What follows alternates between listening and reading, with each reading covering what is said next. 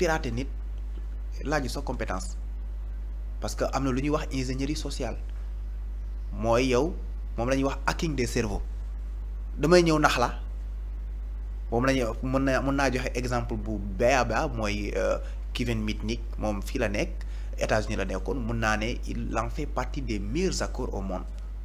boo demee internet nga tapé ko da nga koy gis te moom lu mu doon gën a utiliser mooy ingénierie sociale mooy comme nit ñi dañuy def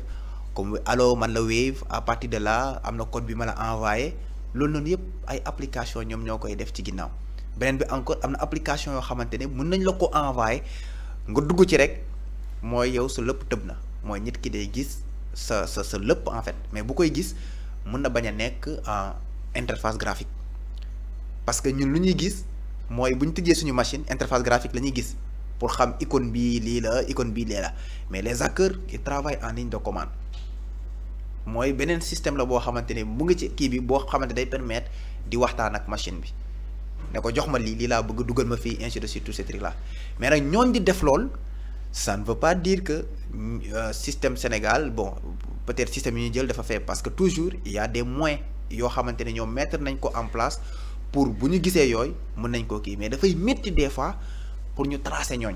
parce que des fois numéro yi ñuy yor sax du ay vrai numéro ay numéro masqué la parce que am na service yoo xamante ne en ligne mën nañ la jox numéro boo xamante ne États-Unis la fekk na ne yow nekkoo sax États-Unis beneen bi encore mooy am na ay VPN yoo xamante ne mën nga ko activer mën naa joxe l'exemple de Hide Me day crypter toutes les informations même entre deux applications tout est chiffré on ne peut rien voir il y a aussi des navigateurs comme Tor ñoom bu ñu ko utiliser maintenant pour division yooyu jàpp leen dafay métti parce que des fois après dafay laaj koppar gu bëri pour nga woo benn spécialiste mu topp kooku noonu te des fois du la ko jaral mais ñooñ di ko def même bu ñu koy def c'est malveillant tôt ou tard ça va tomber mal même si tu gagnes des milliards voilà doo ci mën a mucc bés dina ñëw dinañ la jàpp. en termes de sensibilisation est-ce que dina yomb tey pour nit ñi nga sensibiliser leen ba ñu xam li nga xam te moom moo nekk les enjeux. waaw mun naa ne foofu pour tontu la foofu dama naan rek comme ci côté religion pourtant yàlla sensibiliser nañu jox nañoo Alxuraan yebal ay yeneen mu ñuy sensibiliser tout le temps et malgré ça ñu ngi comme sama genre gi ñu ngi gën a def nii donc c'est ça l'être humain dafa nekk koo xamante ne tey day motiver suba day taayal dina am ñoo xamante ne di nga leen wax mais boo leen di wax day mel ni chinois ci seen bopp yi duñ comprendre gum mu ngi mel ni yow ci sa kër sax da lay daal da ngay gis xale yi nga ne leen def leen lii duñ ko jàppee sax tëj leen bunt bi duñ ko tëj ainsi de suite tout ce truc là parce que sécurité du juste côté technologie dafa dem ba physique voilà moo tax du yomb ñu sensibiliser nit ñi mais si on répète à chaque fois il y a des répétitions médias yi di ko promouvoir gars yi di dégg impact bi nga xamante ne moom la kii ñu xam ne tey erreur bu ndaw bi ngay def nit mën na toog di xool lépp looy def ci sa téléphone erreur bu ndaw looy def nit mën na jël say information yoo xamante ne c'est autre chose imagine nit xam feebar bi nga yor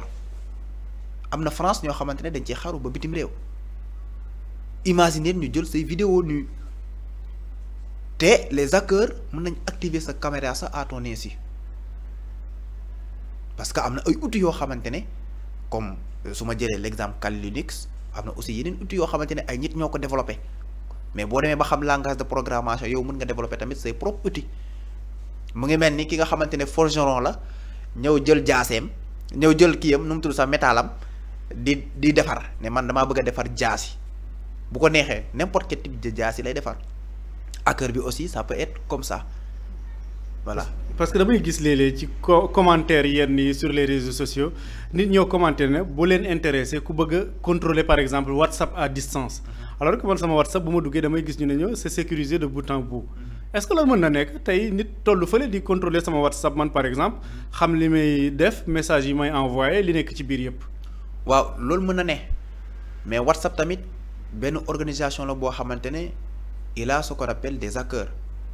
parce que ci catégorie yooyu aussi damay wax des blue team mooy des hackers à chapeau bleu ñoom seen objectif bi dañuy nekk fii pour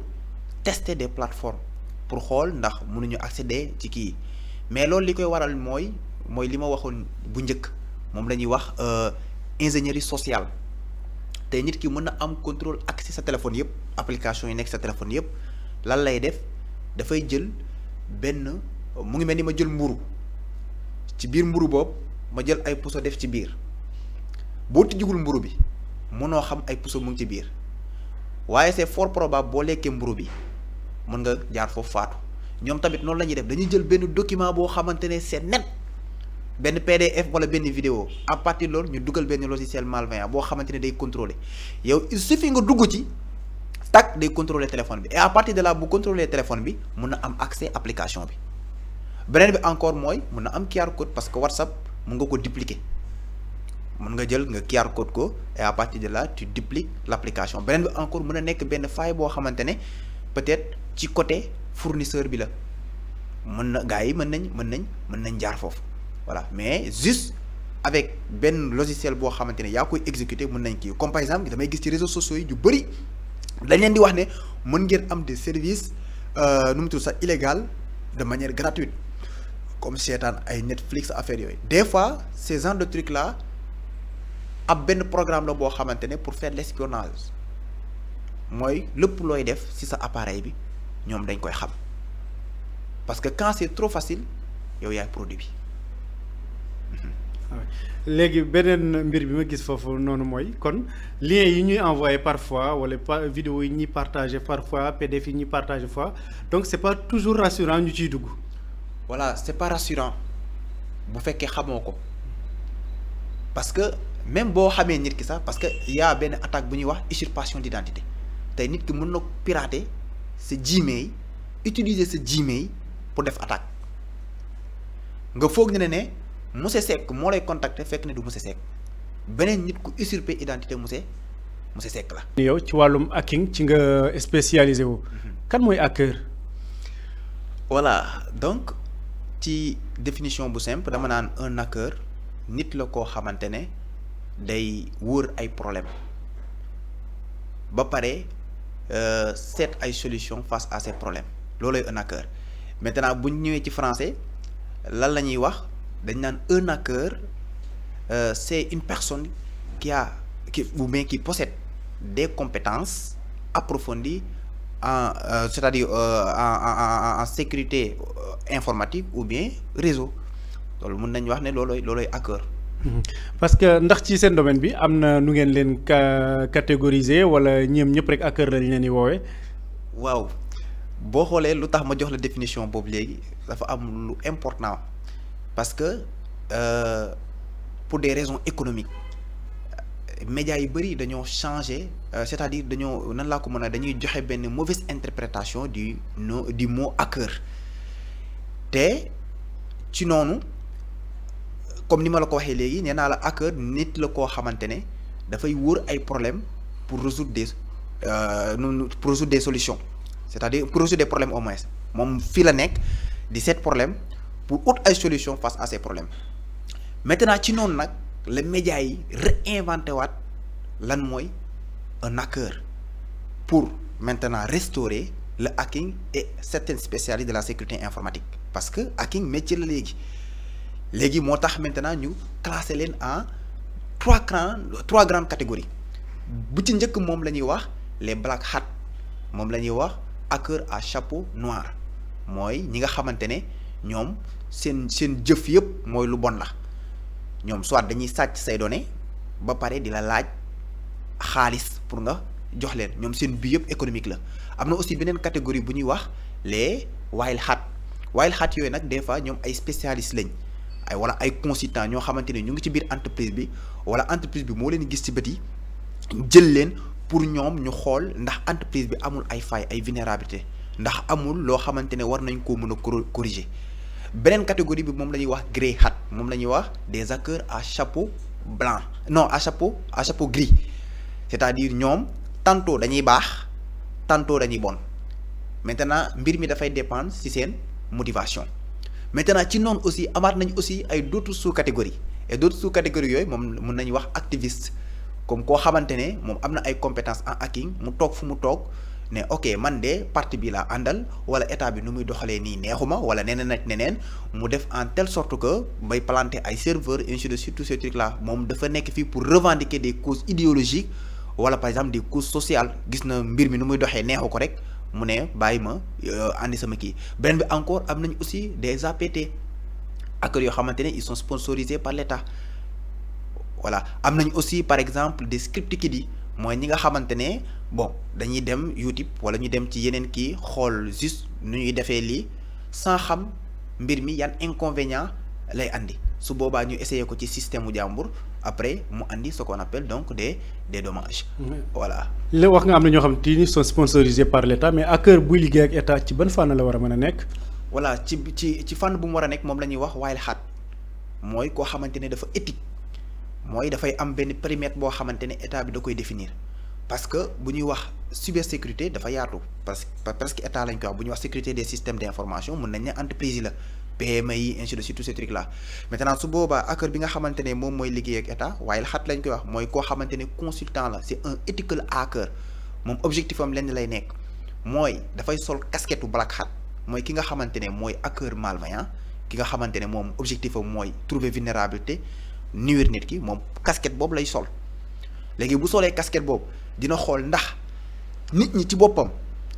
ndax am nañ mentalité cyber est-ce que nu leen neex la ñuy def seen mot de passe yi est-ce que ñeneen dinañ xool tamit ci appareil yi nga xamante ne moom la état bi yor comme ay pare-feu comme ay CM yeneen ak yeneen dinañ xool ndax yooyu am na ay kii nii nu mu ay vulnérabilité yoo xamante ne hacker malveillant bi mën na ko exploiter moom objectif am daal grosso modo lenn la rek mooy xool nan la attaquant yi di attaquer ba gis vulnérabilité yooyu noonu proposer état bi wala proposer entreprise bi maintenant mesures yi nga war a jël pour sécuriser ce système informatique. yaa ngi wax ndax nit ki am na mentalité cyber yéen ci seen métier bi cyber nu ngeen koy tekkee. voilà cyber nu ñu koy tekkee mooy par exemple parce que bu ñee cyber rek mooy l'espace cybernétique mooy tout ce qui est relié à l'internet voilà loolu lañ koy tekkee mooy tout ce qui est lié à l'internet lépp loo xamante ne rek dañ koy def mu ànd ak internet moo tax ngay dégg ñu naan cybercriminalité mooy nit ki da ko utiliser pour def crime internet moo tax ñuy wax aussi cyberprostitution nit ki da ko utiliser pour jaay boppam moo tax aussi dañuy wax nu mu tudd sax cyber attaque nit ki da ko utiliser pour attaquer voilà donc noonu lañ koy kii daal. xam naa ci cyber attaque boobu laa bëggoon a dégg parce que boobu tamit bokk na ci li ñuy gën a dégg ci penc mi cyber attaque ñi koy def lan lañ ci jublu ak lan mooy dëgg-dëgg cyber attaque. voilà d'abord li may njëkk a wax cyber attaque moom benn activité malveillant la mooy loo xamante ne baaxul la ñu koy jëmale ci système informatique wala par exemple benn réseau d'entreprise juste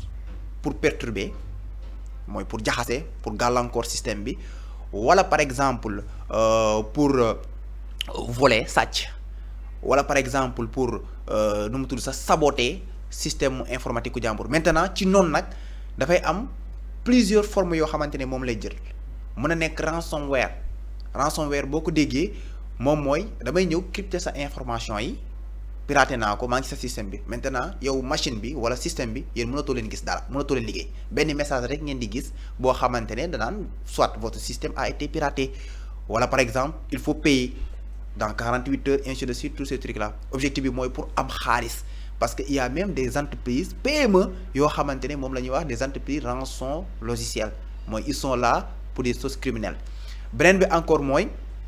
mën a nekk aussi à des faits phishing mooy ñu envoyé la benn lien via Facebook wala via par exemple email ainsi de suite tous ces trucs là nga cliquer dedans rek ñu compromettre système bi mën a nekk aussi intrusion dans un système informatique dugg rek pour def l'espionnage ainsi de suite tous ces trucs là mën a nekk aussi nu mu tudd sax sabotage nga gis entreprise bi mu ngi góorgóorlu ñu ne ok lan la ñuy def mooy dañuy attaquer système bi pour seen liggéey ci boppam dootul fonctionner comme par exemple su ma jëlee exemple Orange mais bu ñu mettroon tey service su Orange down wala par exemple Senelec wala yeneen yi da ngeen gis ne day impacter dëkk bi yëpp moo tax des fois da ngay dégg ce qu'on appelle des hackers russes wala par exemple des hackers nord-coréens des fois ce sont des hackers qui sont là pour attaquer ce qu'on appelle d'autres trucs guerre Ukraine bi sax wane na ko voilà les gens maintenant ils attaquent des systèmes d'information c'est-à-dire des sources vitales loo xamante ne moom mooy tax donc ñuy dund maintenant catégorie yooyu ku ci gën a fës mooy un black hat kooku c'est un criminel mu ngi mel ni que ki nga xamante ne bandit la voilà moom na agressé rek voilà ñoom tamit loolu la ñuy def maintenant dañuy utiliser système informatique bi waaw pour attaquer mooy logiciel yeeg application yeeg yooyu noonu yëpp pour mën a am accès yi pour nuire ñi nga xamante ne ñoom ñooy ay particuliers ay artistes wala par exemple ay personnes lambda. gis nañ ni comme li nga wax ci njëlbeen gouvernement yi ñoom sax dinañ dem bay jël ay hackers ngir saytu li nga xam ne moo nekk seen protection système te du ñàkk yi tamit léeg-léeg ñu dégg ñu ne surtout gouvernement sàngam attaqué nañu ko wala banque sàngam wala beneen xeetu entreprise est-ce que loolu day tekki ni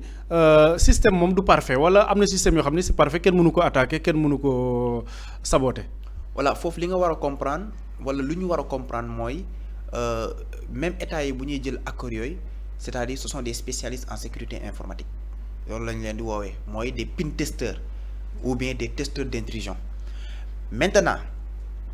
dëgg la sécurité à 100% n'existe pas tey ki nga xamante ne moom këram mais li muy njëkk a xalaat mooy kër ga dafa war a am ay buntu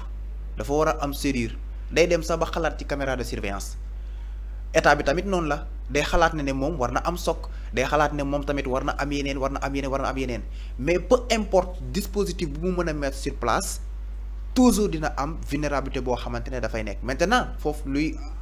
important mooy ñu mën a nekk en jour ñu mën a informé wu ci li nga xamante ne moom mooy xew donc ci cyberespace boobu beneen bi encore mooy la faille humaine tey mën nga am architecture bu normale tu as des meilleurs experts mais problème bi mooy su fekkee amoo c'est-à-dire du ma wax amoo mais boo amul sensibilisation régulière des personnels parce que ñu bëri nu ñu c'est seulement les spécialistes presque qui pensent en termes cybernétiques au niveau de l'entreprise am na ñoo xamante ne ñu ngi ci entreprise bi ñu ngi jël des informations confidentielles comme jël vidéo wala par exemple bàyyi sa email professionnel ci internet bi wala yeneen ak yeneen moo tax foofu la sécurité en 100% on ne peut pas dire même si tu avais sécurisé jusqu'à 5 sur 5 jàppal ci sa xel ne tu as sécurisé juste à 3 sur 5. parce que dañuy wax jamono ji guerre des données loolu dafay ñëw ci penc mi lu bëree bëri ndax sunum réew préparé wu na ci loolu. bah bien sûr parce que état mu ngi góorgóorlu ñu ngi gis ne d'après suñu du ma wax suñu renseignement mais suñu présence sur les médias mu ngi góorgóorlu ci mesure yu bëri jamono gi bon. ñu ngi wax la mise en place de SOC kii nii nu mu tudd sax nationaux par exemple nu mu tudd sax les centres de sécurité opérationnelle on parle aussi de SIEM mais il y a aussi des entreprises comme Kaspersky il y a aussi la sensibilisation maintenant qui commence à se voir au niveau donc des PME voilà il y a l'armée aussi qui est là donc je pense que voilà ñu ngi góorgóorlu je peux dire si je donnais en termes de pourcentage on est à 50 à 60% comme ça. doon nañ fi wax jamono yi ci ginnaaw am nañ benn data center boo xam te mu nekk ci fii ci Ndakaaru ci wala ci booy génn Ndakaaru ndax am na ñu bëri ñu ne am na xeetu information yooyu noonu jarul a bëral ndax ñi nga xam te ni xëy na seen xam-xam màcc na ci loolu te ñu nekk ay defkatu ñaawteef. yow mi nga xam te ni ci domaine boobu nga nekk lan nga gisee lool. waaw parce que loo gis rek dafa war a confidentiel. parce que dafa am lu ñuy wax les principes de la cybersécurité et ces principes là mooy nee nañ données yi dafa war a confidentiel dafa war a intègre dafa war a aussi disponible dafa war a am dafa war a tamit warta am aussi non répudiation dafa war a authentique voilà donc c'est vrai Sénégal am na data center c'est vrai que nu mu tudd sax warul nekk loo xamante ne dañ ko war a fësal ba nit ñi xam exactement ana nan lañ ci kii mais peut-être fi may gën a pousse mooy concernant les étudiants et les experts ñoom war nañ xam mbir mi nan lay doxee pour préparer réserve cybersécurité pour ñu mën a défendre ce qu'on appelle voilà système yooyu en fait. ci biir guerre boobu ñuy wax guerre des données lu jëm ci wàllum cybersécurité ak yu demee noonu est-ce que am na lu sunum dëkk war a renforcer tey jii. waaw bëri na bi ci njëkk mooy sensibilisation des personnes ça moom dañ ko war a renforcer encore de plus en plus parce que nit ñi xamuñu booboo ci njëkk beneen bi ci njëkk mooy nu mu tudd sax formation des spécialistes parce que foofu tamit dafa des bu baax beneen bi encore mooy la création de filières en cybersécurité au niveau des universités donc ça c'est obligatoire loolu dañ ko war a am parce que jamono gii presque passé nañ étape pour développement maintenant les gens cherchent maintenant à sécuriser beneen bi encore mooy nu mu tudd sax mise en place SOC yooyu ñu gën ci góorgóorlu parce que dafay nekk ay SOC yoo xamante ne dañ fay mettre lu ñuy wax des CIEM yooyu mooy dafay nekk ay détecteurs d'incidents ay réponse rapide en fait ñoom dañoo nekk fii pour bu fekkee dafa am benn hacker boo xamante ne dafa malveillant nekk ci système bi automatiquement da koy détecter danaan am na benn personne mais bu nekkee personne ñun ci cyberespace bi on nous représente par des adresses IP voilà dina ne am na un IP nangam bu nekk di attaquer ce système bi wala bu nekk di def un brute forcing wala bu nekk di def benn tentative malveillant maintenant à partir de là mun na épingler lor. donc yaa ngi wax wàllum filière est-ce que tey Sénégal jàng fili nii yomb na fi est-ce que y a assez de filières ci biir université yi wala ci yeneen daara yoo xam ne c'est spécialisé. waaye bien sûr jamono gii bëri na association yu fi nekk comme Daara J Tech je ne sais pas am na Cyber 221 peut-être am na aussi des instituts comme IPROSI l'université de la cybersécurité mun naa ne moo njëkk a nekk fii sax université boobu depuis 2015 beneen bi encore mooy li ñu gën a manqué mooy matériel la sécurité a un coût loolooy problème bi et beneen bi encore mooy partage de connaissances ku nekk dafay bëgg a def nii ku nekk dafay bëgg a dem fii kii day dem fii kii dem fii et si c'était ou du moins si c'était mais bu nekkee ci yeneen dëkk yi da ngay gis ne ñoom day am ay ateliers comme par exemple ay CTF ay concours de capture de flag yoo xamante ne day tax nit ki jàng parce que nekkul même bu état tegoon tey ay dispositifs mooy ay moyens yoo xamante ne fa lañ koy jàngee programme bi mënut a permettre ñu efficace lenn rek la ñu mën mooy base yi mooy xam réseau mooy lan xam développement wala programmation mooy script yi les langages de programmation xam machine parce que machine bi il faut nga mën a wax ak moom beneen bi encore mooy nga xam système d'exploitation yi Linux Windows yi ñuy gën a utiliser mooy Windows parce que entreprise yu bari moom la ñuy utiliser Linux en général ñi koy utiliser mooy ñi nekk ci domaine bi ay administrateur système ay hacker fii ay yeneen ak yeneen beneen bi encore aussi ñu xam par exemple ñu jàppale jeunes yi ba ñu mën a embrasser ce qu'on appelle métier boobu donc mun naa ne financièrement ça manque d'accompagner les jeunes qui organisent des CTF wala par exemple des associations pour pratiquer voilà mun naa ne loolu daal ça manque quoi. léeg-léeg dañuy dégg ay kuréel yu ci demee ne Anonymous ñoom lan moo leen yëkkati ak ban gis-gis nga am ci genre kuréel yu demee noonu. voilà kuréel yooyu ñoom en général ñoom kii bi lañ am objectif bi lañ am mooy des choses idéologiques wala sociales ñoom fii lañ nekk pour xool loo xamante ne injustice la wala loo xamante ne du yoon wala loo xamante ni ñoom bëgg nañ ko ñu koy revendiquer ci nguur gi mais ñoom ci boppam même si bu ñuy utiliser seen combat boobu noonu pour nu mu tudd sax à des fins de dénoncer l'injustice mais day impacter ce qu'on appelle les trucs collatéraux voilà. Donc est-ce que ñoom ay menaces lañ pour état yi tey. oui menace la. parce que imaginez ñoom mën nañ mettre en down des systèmes informatiques par exemple imaginez par exemple tey bu ñu ñëwoon tey les étudiants ñu bëgg a connecté aux plateformes Campusen ces Anonymous là ñu planter serveur yooyu est-ce que étudiants yi dinañ mën a inscrire beneen bi encore bu ñu attaquer nos services vitaux comme Senelec wala Orange wala par exemple système yi nga xamante ne mooy gérer suñu pétrole yi wala yeneen ak yeneen da ngay gis ne dafay nekk ay pertes économiques beneen bi encore dafay sooxe donc ci lu bari. ñu gis ni nguurug Sénégal ci wàllum politique teg nañ programme bu yees tuddee ko New Deal technologique lu jëm ci yeen domaine bi ngeen nekk est-ce que mu ngi koy prendre en compte ci programme boobule. waaw ñu ngi gis ne vraiment c'est à encourager gis état mu ngi góorgóorlu ci lu ñuy wax la transformation numérique mais na jàpp ne la cybersécurité doit être un pilier fondamental warul nekk loo xamante ne dañ koy mettre au second plan même si bu ñuy def en telle sorte que gars yi mën a développer des systèmes gars yi mettre des trucs mais la cybersécurité doit être au cœur parce que quand ça doit faire mal mooy balaa moo métti ñu attaqué la